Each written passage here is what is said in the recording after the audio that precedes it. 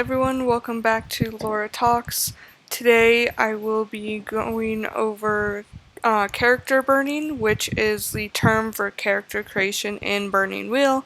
My previous video about Burning Wheel seemed to do pretty well, so I thought I would walk you through character creation, maybe get you guys hooked on a really fun game.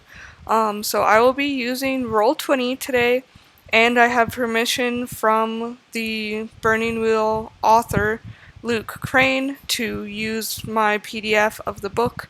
I do not own any of the material on Roll20 or in the book. I do not own any of the ideas. They are not my own. So, yeah. So what you're seeing right here is a Burning Wheel character sheet on Roll20.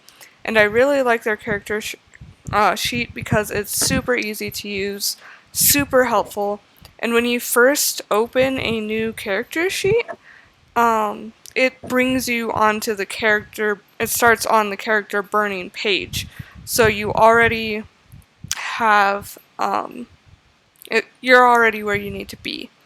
And the steps are also numbered in order. So you start with a character concept, which for this one, it was a one-shot. I ran for some friends, and I made a doctor in training, although he does have the doctor life path already. The recommended life paths is basically how powerful your character will be. 3 is basically the minimum, because if you only have 2 life paths, your character will either be a child or a teenager and will not have that many skills. So I would suggest 3 be the minimum for a game. 4 is more of like an average power character, unless you're playing elves, but elves are elves are more powerful in general. Everything, we'll start off with human characters, and then I'll show you an elf character sheet, and we can kind of compare. If you want a powerful human, I would say 5 or 6 life paths. You can make a really powerful elf with 4 or 5 life paths. So, the stock is basically what race they are, like human, elf, orc, dwarf, and those are the 4 that are in the main Burning Wheel book. There's also a codex that has more races in it, like dark elf, orc, I'm forgetting the name, but there's like a rat-based race as well. And there's great wolves. I've never played any of those. I've only played humans, elves, and a half-elf. So we'll start with humans. And so the next step is to pick out your life paths, which are basically the path your character has taken throughout life. So you have your concept, and then you go to the book, and if you're a human, you go to the life paths of man, and you'll notice that it says peasant setting, which is basically all of the peasant type life paths. No matter what setting you start in, you have to start with a born life path, because the first thing that happened to your character was they were born. So you have this born peasant life path, and it tells you a time, which is basically your character lived as this life path for a certain number of years. In this case, it's 8. The next one is resources, which is basically how much money did you get from this life path. 3 is not a lot, as you can expect, and you use the resources later on to buy literally everything your character has. Clothes, shoes, food, everything. So less money means your character will have a harder time buying things. And then some life paths give you a stat increase. Stats are split into mental and physical, and we'll cover the exact stats later. But I don't think any born life paths give you a stat increase, because that would be kind of weird. The next thing you see here is leads, which basically means you start in this setting, and with this life path, you can go to these settings. So, if you start as a born peasant, you can move to the servitude setting, the soldier setting, the sea setting, or the religious setting. Or you can stay in the peasant setting. If you are already in a setting, you can stay there, but for your character concept, you might want to move to a different setting. And then each life path also gives you a certain number of skill points. Born life paths give you general skill points, which means you can spend them on anything. And that is a very powerful thing. There are specialized rules that come along with general skill points. We'll cover that more in depth a little bit later. And then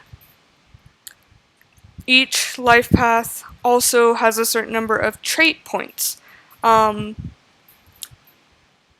can't think of any that don't give you trait points, but it is possible. All of them will give you skill points.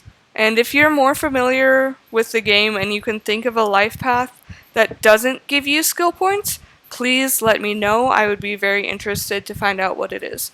And there are rules that come along with skills and traits and how you spend those points as well. So to do that, let's look at this character. So let's kind of walk through it. So it starts born village.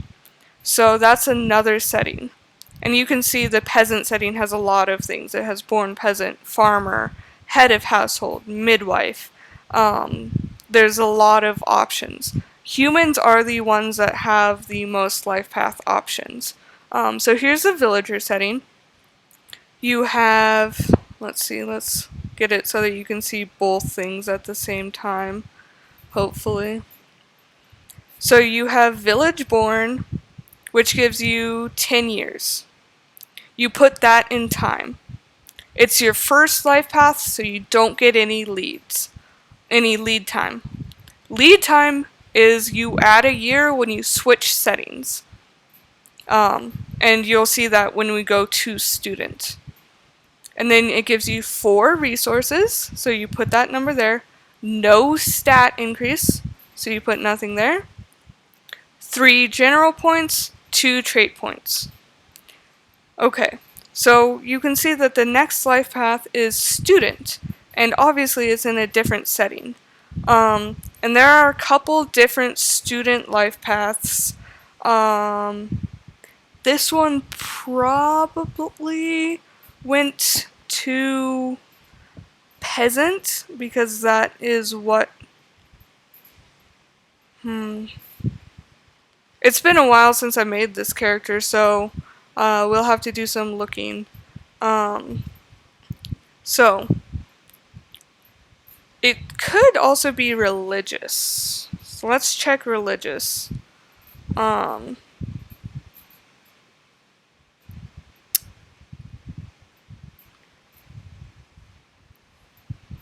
Let's see. So yeah, there's a lot of searching for the specific life path that you want. Because there are a lot of choices, as you can see here.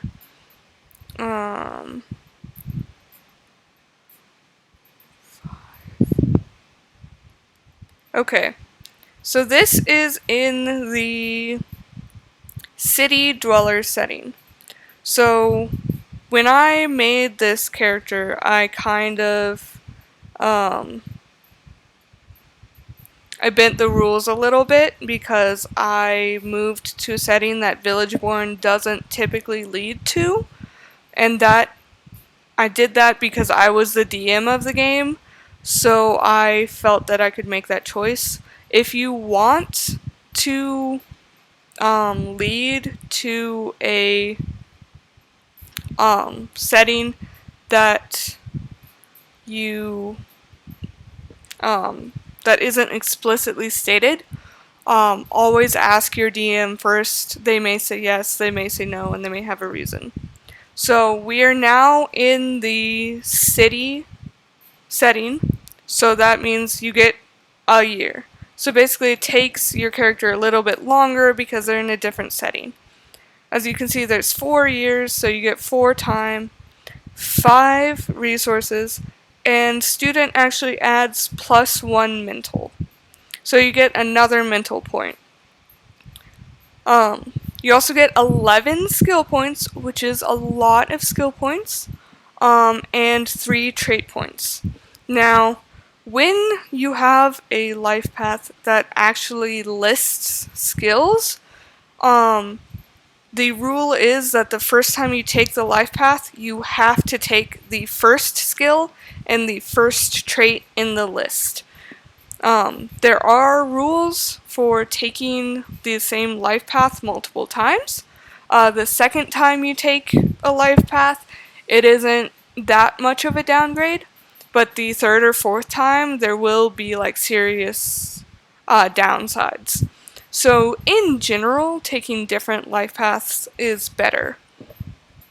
So as you can see, 11 skill points, that goes there, 3 trait points. So in this case, the writing skill or write is required, and the rabble rouser trait is also required.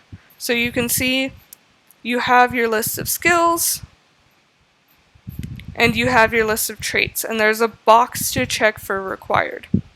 Now, I like to go through and find my life paths first, and then I go through and I fill out these lists.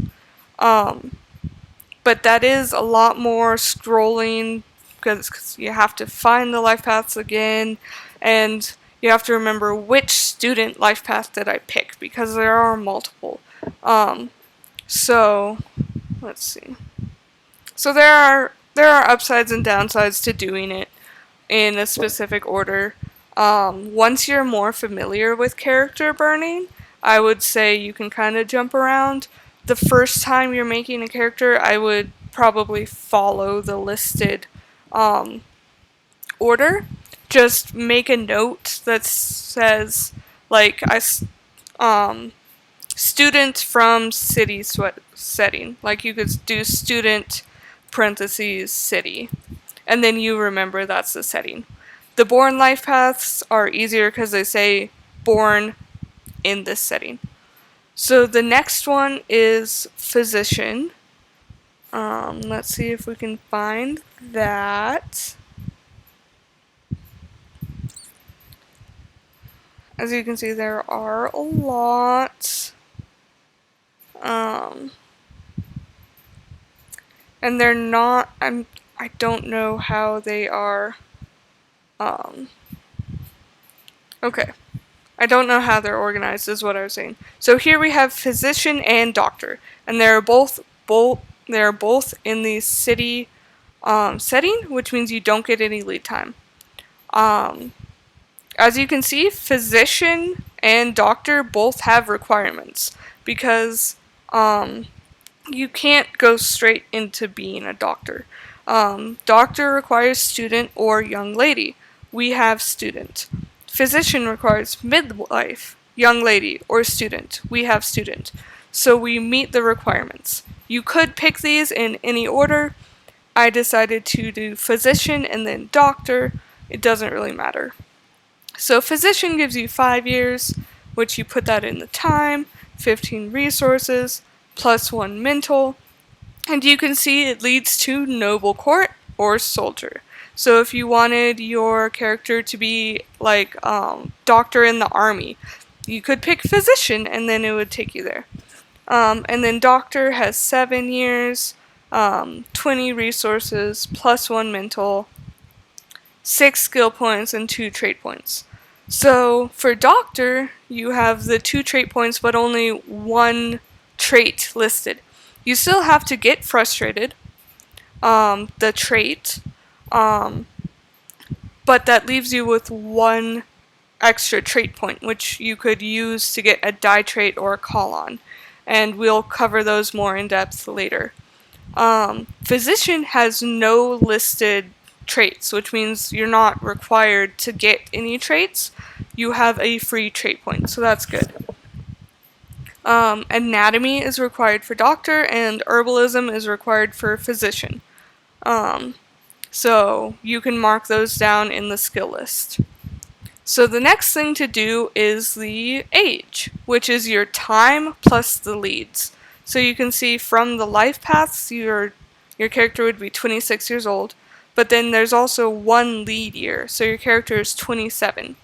So you go down here to stats, and you pick the stock you are. So rodent, that's the word for the kind of rat people. So you want to make sure you pick the right stock, because different races have different get different numbers of stats at different ages. So you pick human in this case, and then you go and you pick the number. You pick the range that your age is in. 27 is between 26 and 29, so that means you have 7 mental skill points and 15 physical skill points. Your mental pool is this number because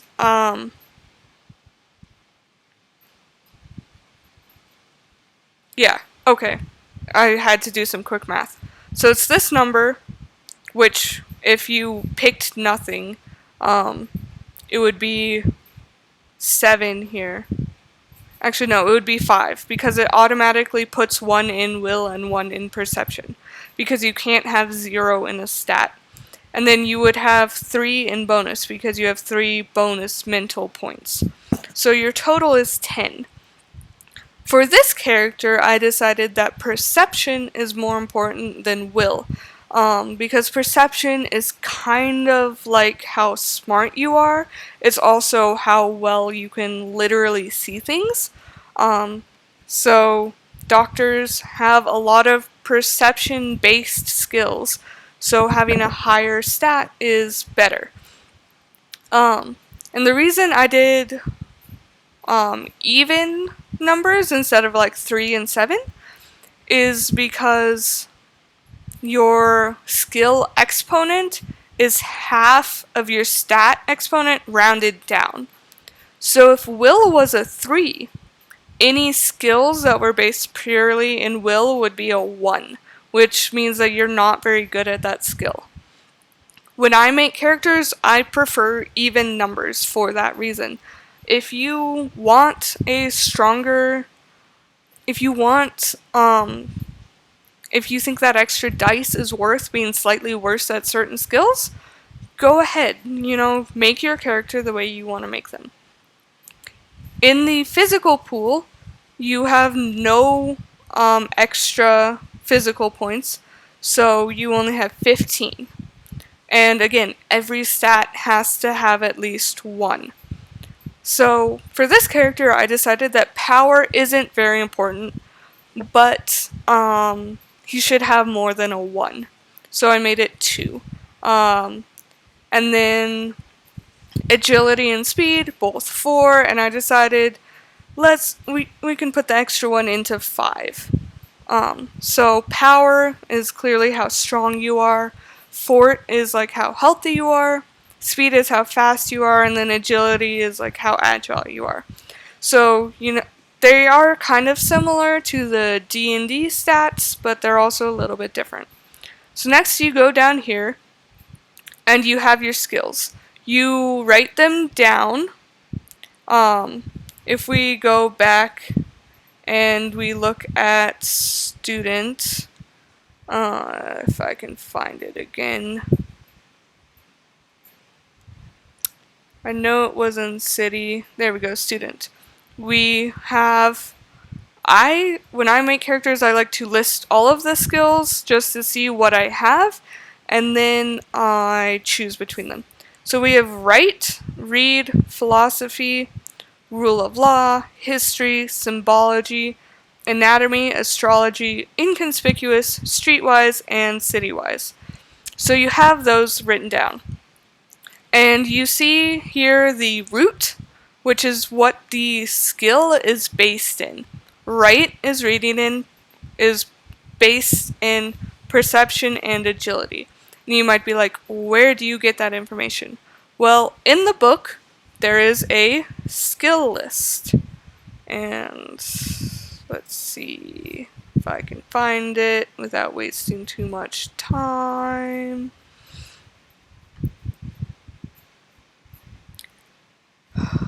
The skill lists and trait lists are very useful to reference a lot. So, let's see, I went a little bit too far. Here we go. Let's find right. Here we go, right. So here is that towards the end of the skill list, but for every skill there is a description of the skill, and then over to the side, to the right of it, is what it's based in, perception/agility. So for the special ones that are based in 2 skills, you mark this box. And I like using Roll20 because it does the math for you automatically. And it was required because it was the first skill in the student list. So you have to open it. And you mark this box to open it. And when you mark it, it takes away that point. See, it's not open anymore. So I get 1 skill point back. I open the skill, I lose that point. That's another nice thing about Roll20. It keeps track of how much you have left if you do it correctly. And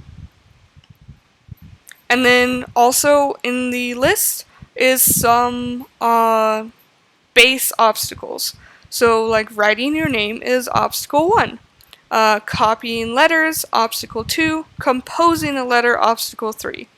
There is also a composition skill, but something you'll notice throughout playing the game is that skills can be used for multiple skills can be used for the same thing.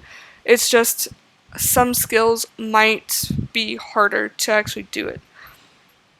And then it also has some suggested forks, the skill type, and tools. Which, if you're writing something, you need a pencil or a pen or some kind of charcoal. The skill type isn't really important right now. If you're curious about it, I would suggest buying the book and reading about the game. Or let me know in a comment if you want me to go and make another video about other things, because I would be willing to. Anyways, character burning. I should have remembered what page it was, but I did not. I do know it's in, let's see, that's dwarves.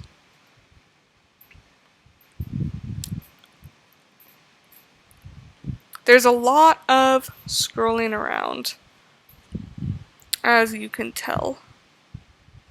Did I go too far? Maybe I didn't go far enough. Nope, here we are, back in human. Let's see.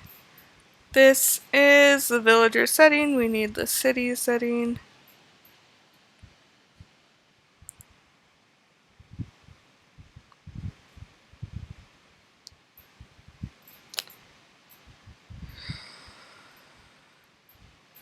Okay. So those are all the ones for student. There were no required skills for born village. Actually, I think, yeah, I think the elven born life paths do have required skills, but I don't think human ones do. And then you can see doctor.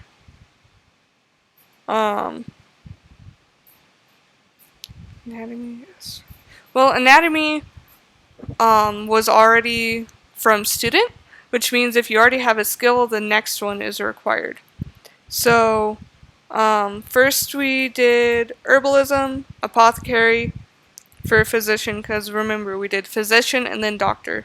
So we have herbalism, apothecary, we already have anatomy, and then research, and then herbalist-wise.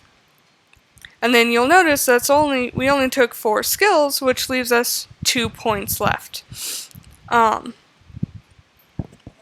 and then for doctor, there is,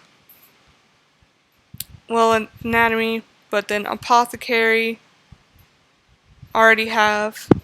So then bloodletting, and surgery, and soothing platitudes.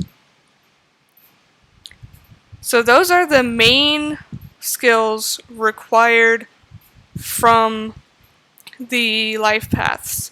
And these you use the non-general skill points for. At least I would suggest that. Save your general skill points for skills that would be useful for your character to have, but you can't get them through your life paths. In this case, I did hospital-wise, disease-wise, and observation. I could have just done hospital-wise, but then I would have needed to use the other 2 points to up the exponent, which is something you can do with skill points.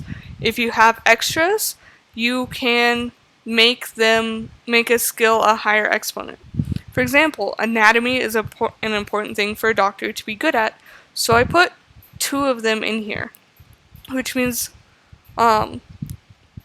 it goes up to 5. Anatomy and symbology are both based in perception.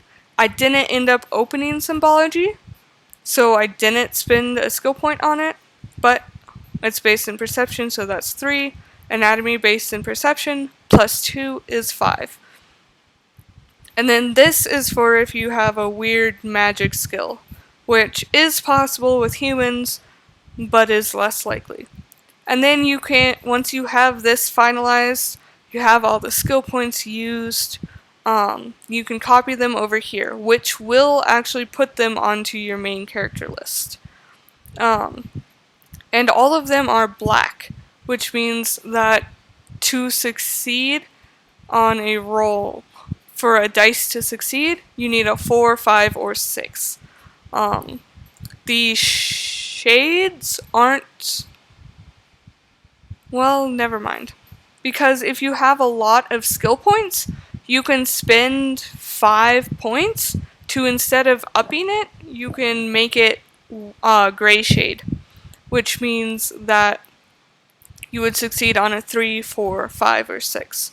To do that, you have to have the GM's permission, because it will make your character more powerful.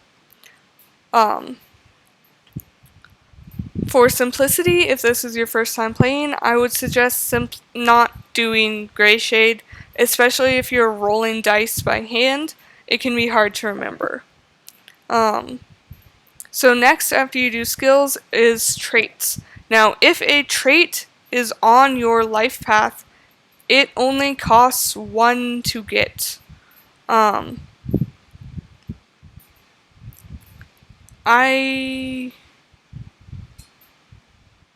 don't know why Apparently I made a lot of mistakes when making this character, because Rabble Rouser is a required one, but I didn't put it there. So,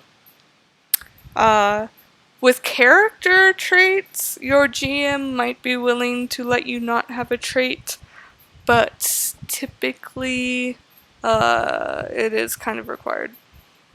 So doctor, your required trait is frustrated, which I did end up taking. Physician doesn't have a required trait. So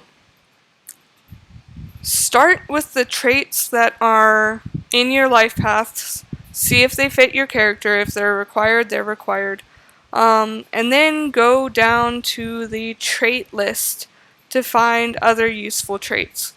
As you can see on the character sheet, I did go far enough. Okay. As you can see on the character sheet, they are tall.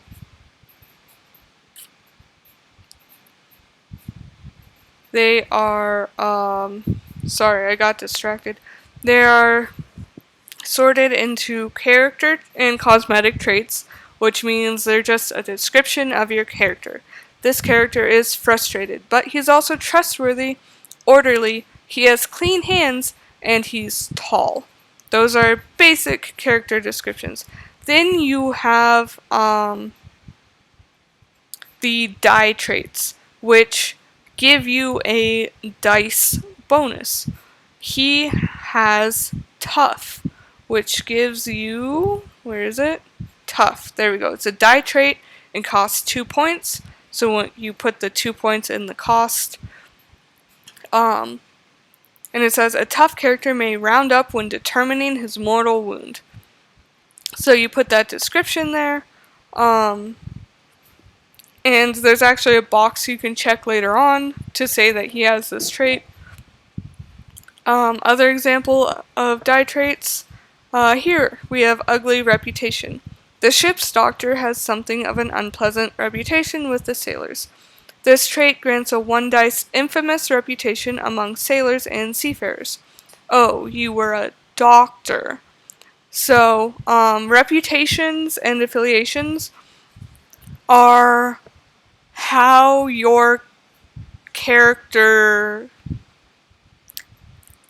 how to describe it.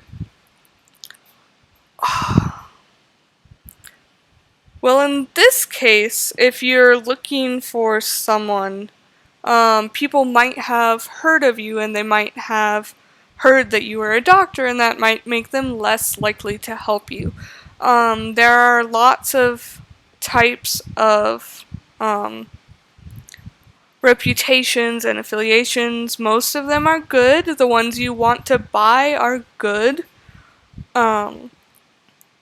And they give you a bonus when you circle people or find people. We'll talk about circles a little bit more later. And then you can see the call-on trait I chose was meticulous. So let's find that right here. You can see it's a call-on and costs 2 points. The meticulous character is neat and organized to the point of obsessiveness.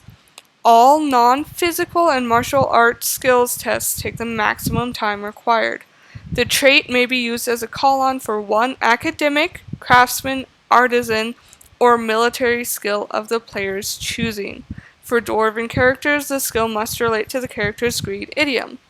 So in this case, I picked surgery for the skill, which I'm pretty sure it's an academic skill. I would have to double check.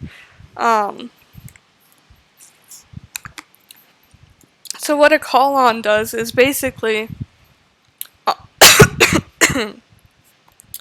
Sorry. Okay. What a call-on does is when you roll some dice, you'll have a certain number of dice that succeed and a certain number of dice that fail. A call-on lets you re-roll all of the failed dice, which can be helpful if you failed the test. It can also be helpful because certain tests, just getting more successes is actually better. So it can be a really helpful tool to have. Most of the time, they're more expensive than 2 trait points, so they can be kind of hard to get. The next step is your attributes. You have health. Health starts at the average of will and fort, which in this case is 4. And then it's raised or lowered by answering the questions found on page 91. So let's go there. I know most of you are probably annoyed at watching me scroll, like, why don't you just search for blah blah blah? And yeah, but I'm used to scrolling, so. And the book also has detailed instructions for character creation, so it's definitely very helpful. Let's see, we're looking for 91. Here we go, health. So you answer these questions with the GM. So does the character live in squalor and in filth? If so, subtract 1 dice from the starting health. Is the character frail and sickly? And these questions help get you thinking about your character, what kind of life they live.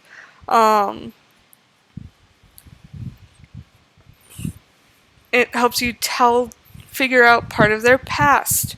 You know, most characters don't live in a really clean and happy place like the hills and the sound of music.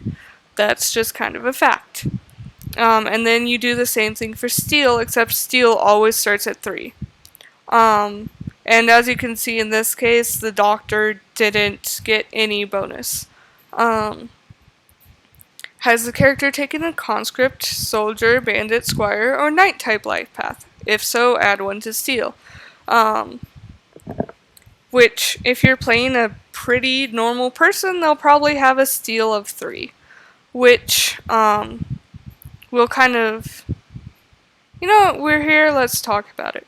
So, what steel does is basically how good your character is to reacting to stressful situations. Which is why you add 1 if your character was a soldier type character. You know, soldiers have seen some things, they might not freeze up as easily. And steel is a trait that is open-ended, which means that the 6s automatically roll another dice. You can see underneath you have hesitation, which is 10 minus your will. If you fail your steel test, you hesitate for a number of actions equal to your hesitation minus the number of successes. So in this case, if you get 3 successes, you still hesitate for 3 actions, which in a fight is a very big thing. You could die from hesitating. So if you're in a very fighty type campaign, you want better steel. Or you want a lower hesitation, which you can get by having a higher will. Either one would work. So that's kind of what steel and hesitation are. And then reflexes. That's how many actions your character gets to take in a fight. So each fight kind of sequence has 3 volleys. Your reflexes are the number of actions you can split up between the 3 volleys. And each volley has to have the same number of actions before you can go up to 1. So for 4, you could go 2-1-1, or 1-2-1, or 1-1-2. You could not do 2-2-0. Every single volley has to have an action associated with it. So that's kind of what reflexes are. If you're doing kind of like a normal, like, oh, we're just, peasants and villagers going about our daily life, we're going to focus on like interpersonal drama. You might not use reflexes as often. It's still good to know what they are. And reflex is the average of perception, agility, and speed rounded down. You can have traits to round up or give you a bonus. So if you're a fighty type character, you might want to consider higher perception, higher agility, higher speed, because that gives you higher reflexes, which means you're better in a fight. Here are some places you can put other emotional attributes, like humans can have a faith attribute, which is tied to religion. Dwarves have greed, elves have grief, and orcs have hatred. And then your mortal wound, which it's easier to show on the wound tracker what exactly it means, but it's calculated for you, and this character does have the tough trait, so you check it. And again, Roll20 is really nice because it calculates all these things for you. So, next we have our resource points. Your character starts with literally nothing, which means you have to buy literally everything.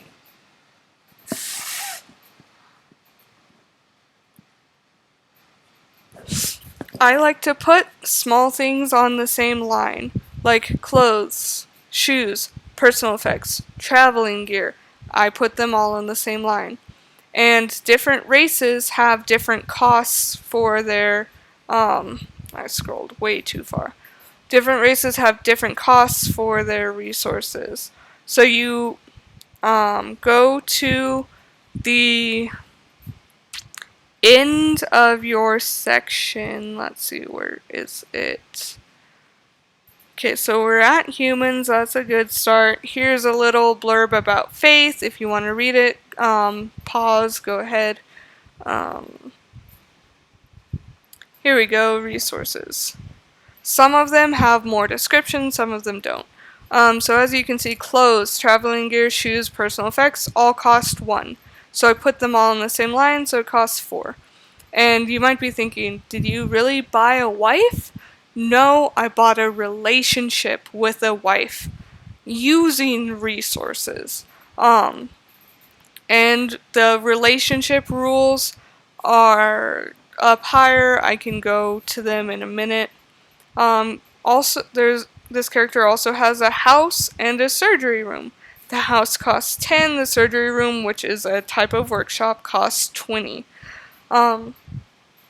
So workshop is 20. Property, it says see description. So you go down to the description.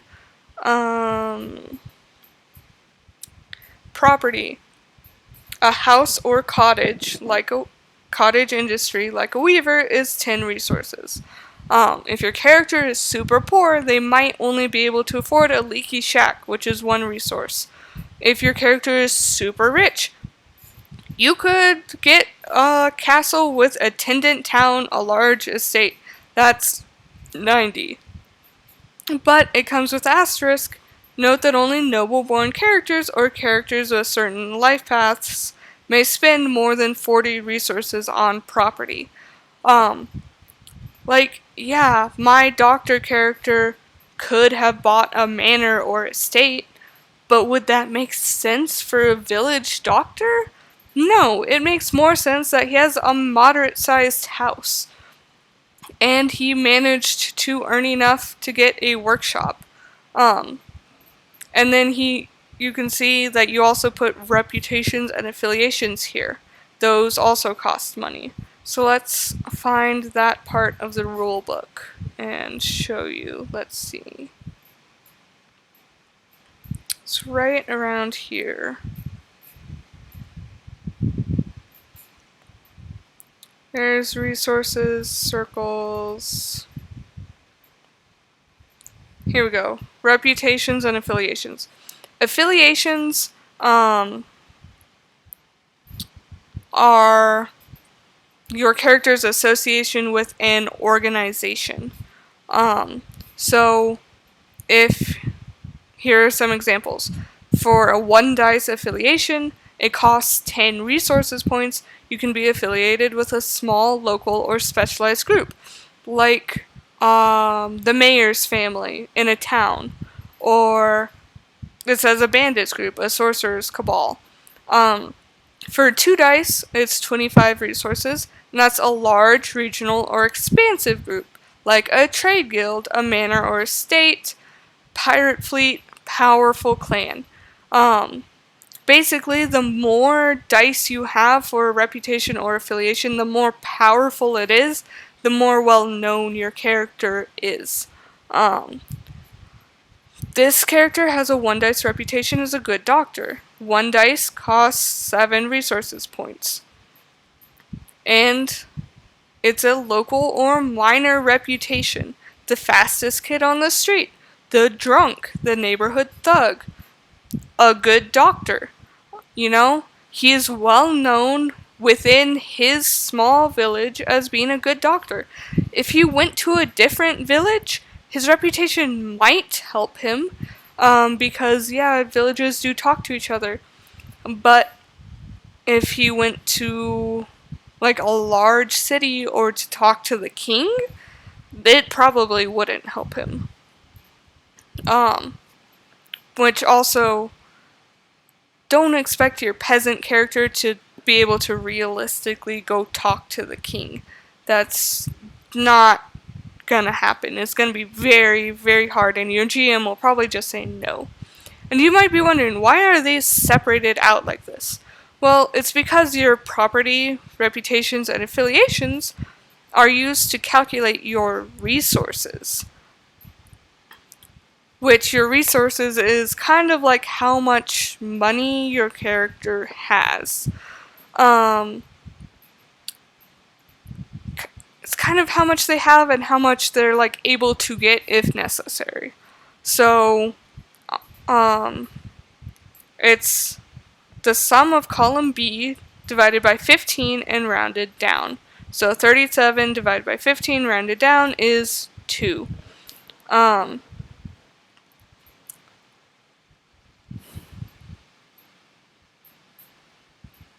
Yeah. So, which it kind of makes sense, you know, your relationships don't help you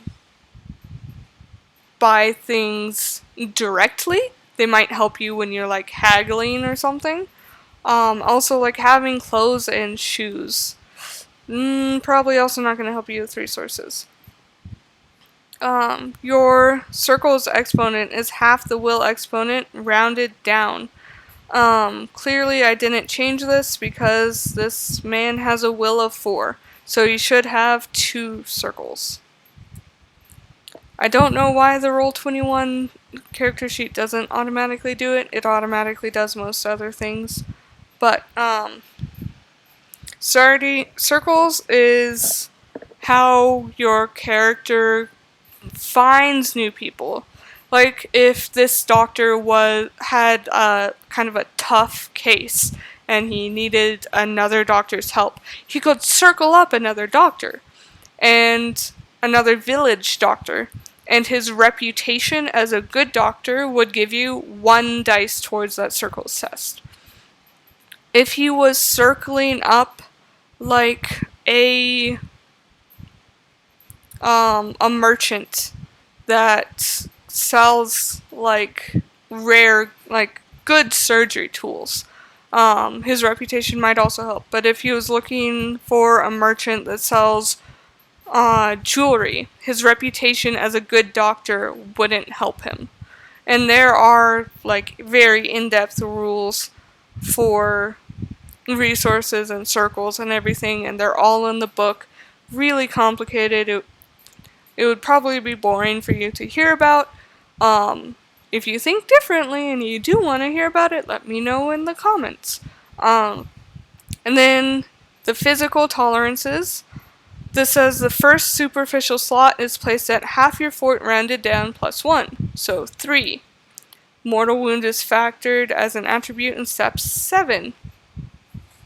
So you use this information, you go to the PUT, GS, and gear section, and this is your mortal wound tracker. You can see mortal wound 10, superficial goes at 3, and then you space the other ones out.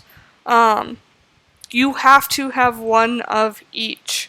So you have to have traumatic, you have to have severe, you have to have midi, you have to have light, you have to have superficial.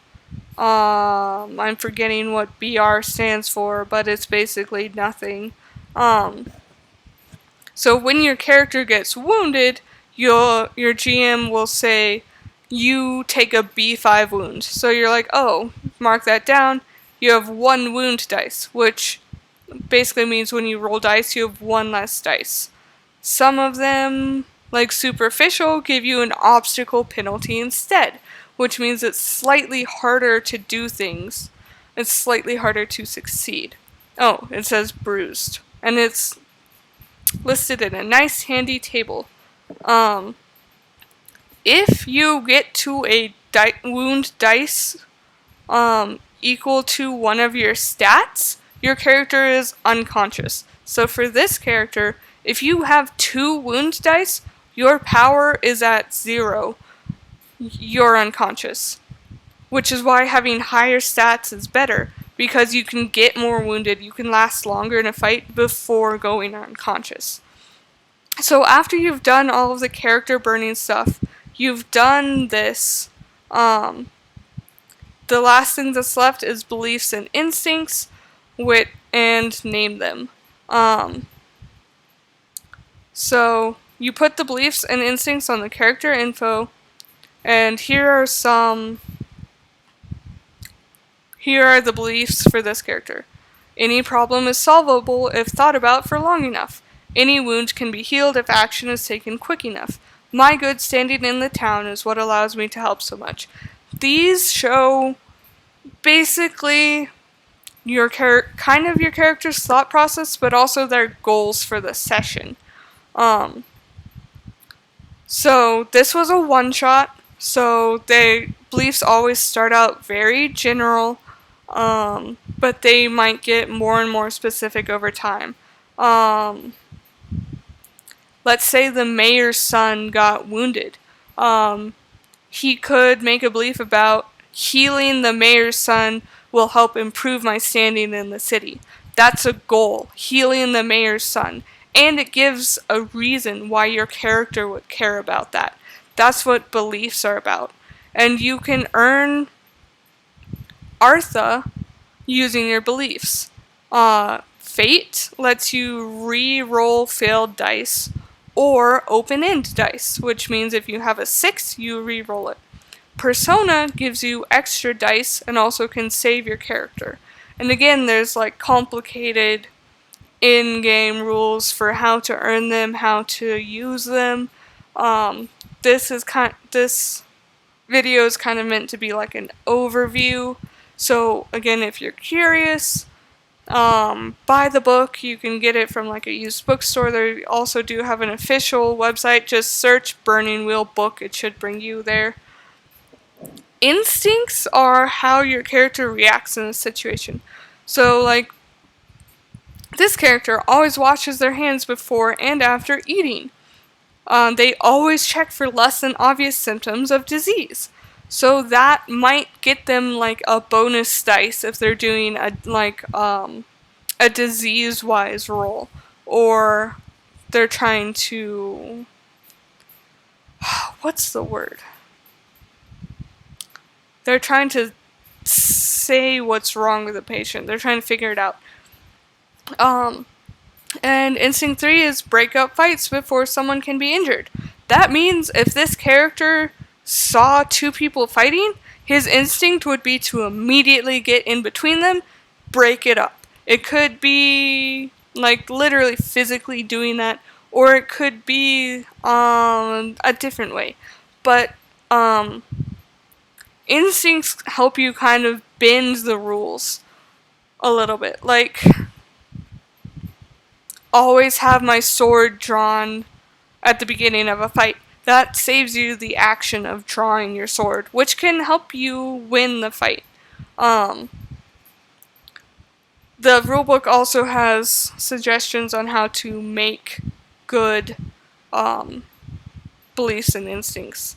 And then here you see all the traits, you see their descriptions, and you see relationships. Celine was his wife, not family.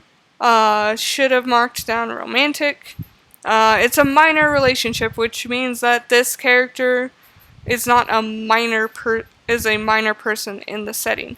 If you have a relationship with the king, that would be a powerful relationship. If you have a relationship with the mayor, that would be important.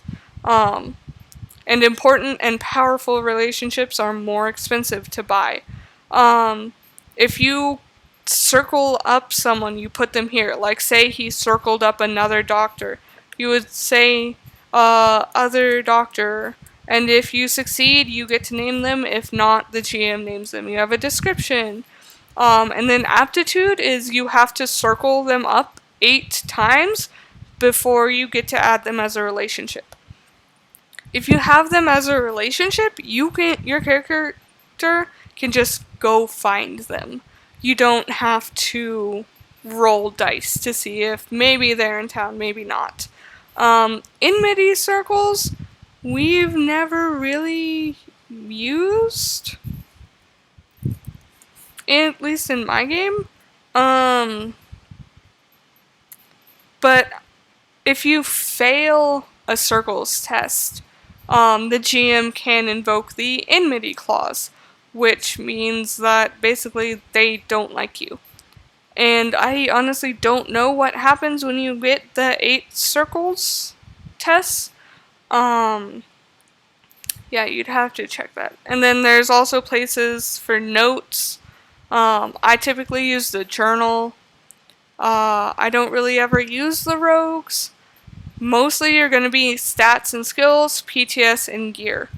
Unless you're a magic person, you will not touch the magic. So here you have all the stats and stride. This is a normal human, stride 7. That's the typical human stride. Stride helps when factoring positioning for fights. I think it helps in range and cover. It might help in a couple other situations. You have your attributes, health, steal. You can see steal is open-ended. Circles, resources. There are things called passive tests, which means if you get mortally wounded, it's an OB 6 steal test. It shows you your mortal wound, your reputation, your affiliation. You have a place to put property, funds, if you have a cash die, if you have debt, if you loan someone something. And then here you have all the skills. And it shows you the exponent and how many tests you have towards it. This was a one-shot. The player wasn't that familiar with the system, so he didn't keep track of it. Let's see if he did. Yeah, so when you take a test, you'd fill in the circle. And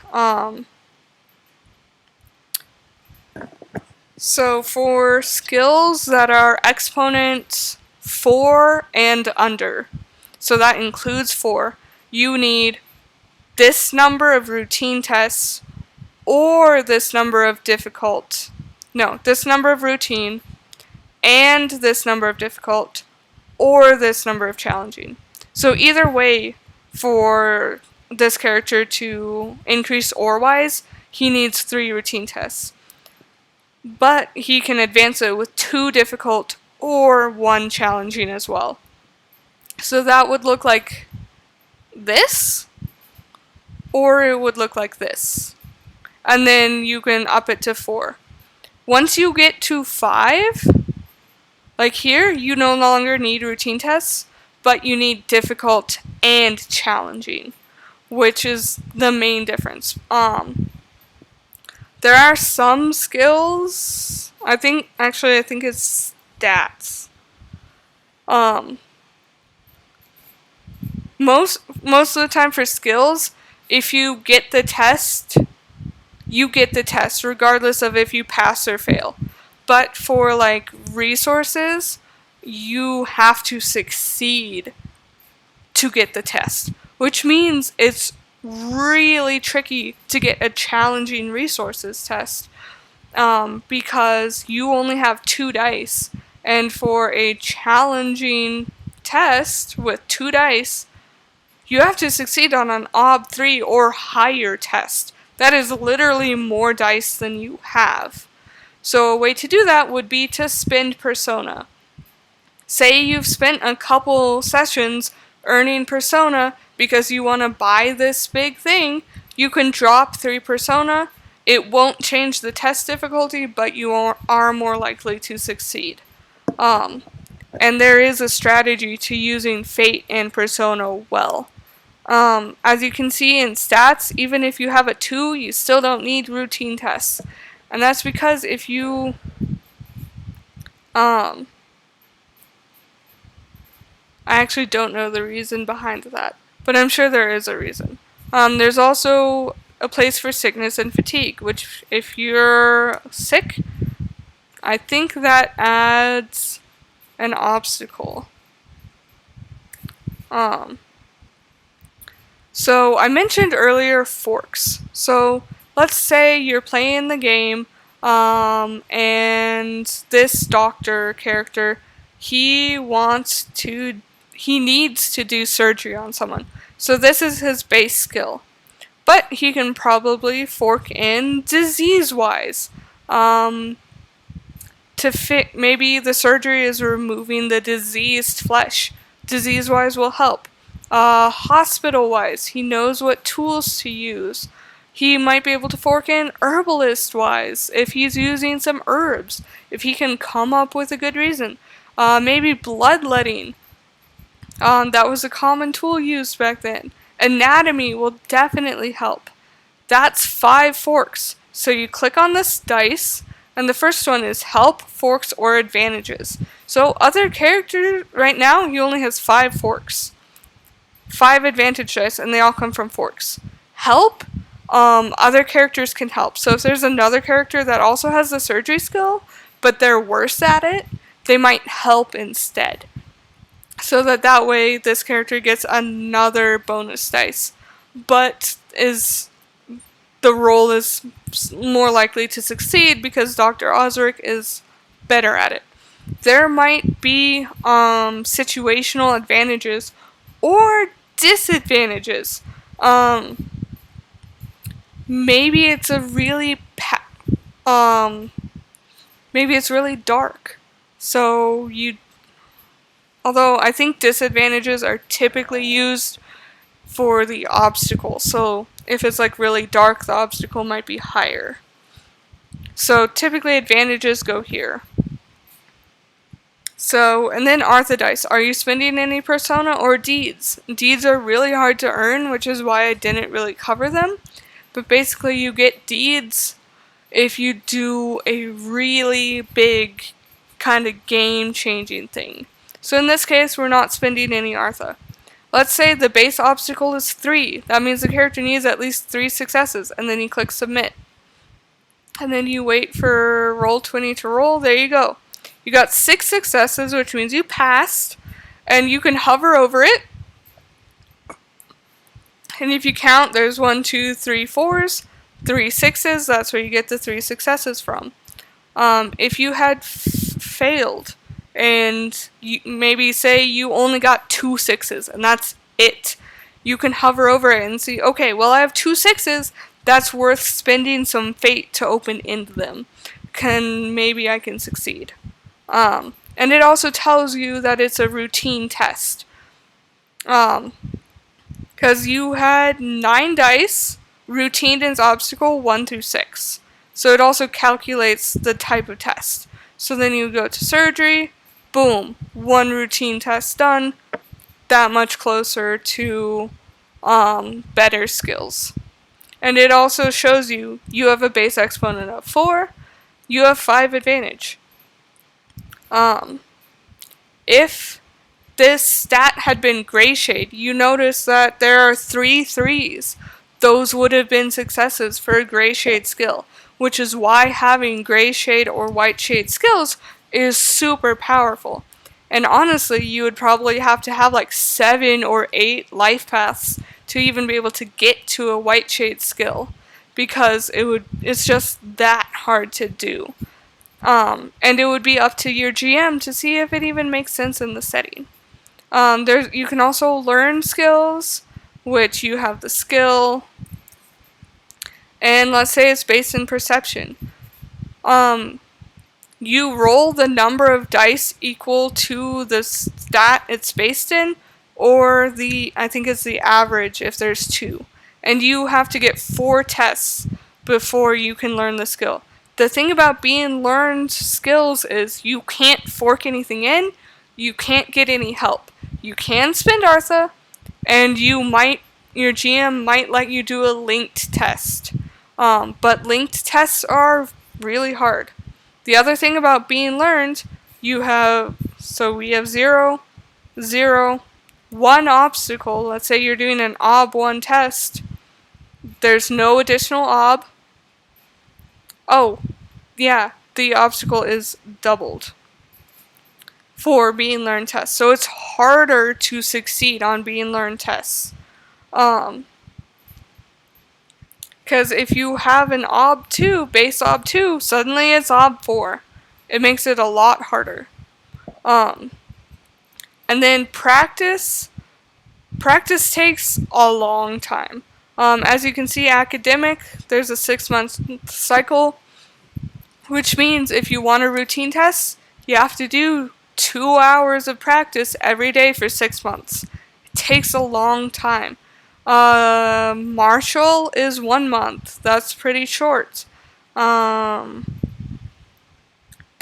is also 1 month.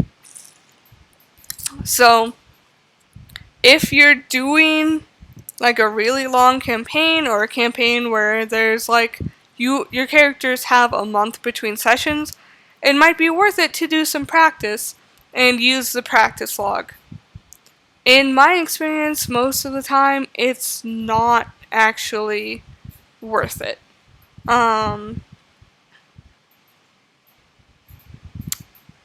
I think that's everything important. If you have armor, it goes here. You equip it, and there's like an ob penalty because obviously you're carrying a bunch of stuff on you. Weapons, you can put them here. Intermediate, something, and superb hits. Is that intermediate? I don't know. But basically that's how it's calculated based on how many successes you get. And obviously you're going to do better if you actually have an applicable skill, like sword. But it's based on your power. So as you can see, this character, he would do a B1 wound, which for all characters that's going to be a bruise. It does literally nothing. If he does M, that's B2. Again, most characters that's going to be nothing. Superb, B3. For this character, that would be superficial, +1 ob. Still not much. Weapons, when, melee and range, that gets really complicated. Well, maybe not really complicated, but more complicated. And this video has already been going on for like an hour. So, if you want me to make another video explaining it, again, comment below. I'm more than willing to. Just let me know. There are rules for literally everything that's on this sheet in this book. And it will walk you through character creation. It walks you through the fight rules. It has all the life paths you could want. If there isn't a life path that you want in the book, it has rules for making them. It explains the rules here for skills, and it's just a super helpful guide. If you can afford the money, please buy the book, try out this game, let me know how you like it. It's a super fun game. It's super adaptable. You can do literally anything with your campaign. Because it is that diverse, that adaptable. So yeah, that's character creation in a nutshell. If you have questions, let me know in the comments. I can try and explain some things. If I made a mistake and misspoke, please let me know in the comments politely. I'm more than willing to admit when I made a mistake. If I said something wrong, just let me know politely. We're both people. Last thing before I let you go, the GoFundMe for my sister is still active. They have not been able to pay off their medical bills yet. I'll put the link in the description. If you can donate anything, please do. Yeah, I think that's it. Thank you for watching, and I will talk to you later.